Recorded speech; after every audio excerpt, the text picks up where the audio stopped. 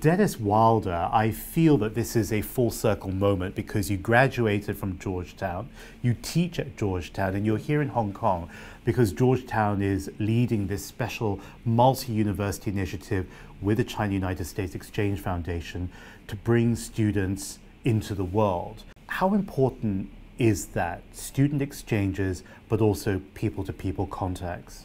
I think in this era when the tensions are so high between the United States and China, it has become absolutely critical.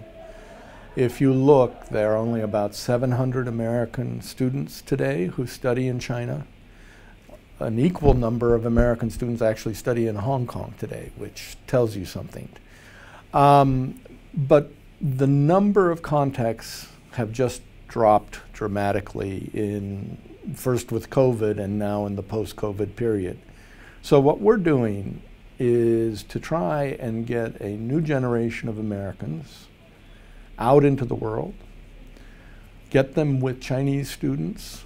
We just had a session this afternoon where the Chinese students explained who they are, what are their issues, and the American students explained. We had a discussion of LGBTQ issues in the two cultures, how different their grandparents are from each other. This is the kind of thing you cannot do without a program like the one you're running here in Hong Kong.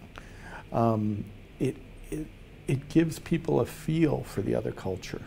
You can do all the book reading. We can teach at Georgetown. We can have them read about China. But until you experience the other side, until you begin to have some empathy for the other people, it really doesn't take.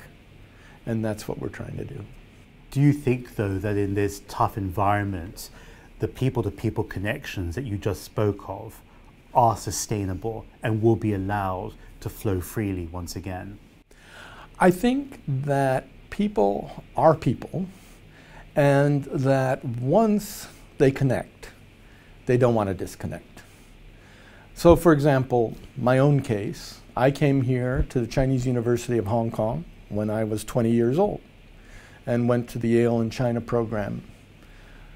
That connection connected me forever to Hong Kong, to the people of Hong Kong. Once people get a taste of this, once Americans get out of the American cocoon, it can change lives. It changed my life.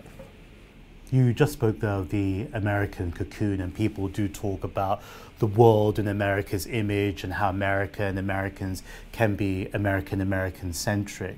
Very easy. Is there a Chinese cocoon equally? Is there a way that they're looking inwards, not necessarily outwards, when you look at them side by side? Yes, I think there are parallels. I think that for young Chinese today, you know, their parents are worried about sending them to the United States. We hear from our Chinese students that their grandmothers cry when they leave for the United States because they think they'll get shot on the streets of Washington, or there will be drugs. There are all kinds of things they think about the United States, and then they get there and they see it's quite different from the image that they are getting over the media. So I think that on both sides right now, there's a very real danger that our propaganda machines, if you will, on both sides are painting pictures of the other culture that are just horrible. It's fear-mongering. It's scaring people about the other culture. And we've got to break through. And only by programs like yours and what we're trying to do at Georgetown can we break through, because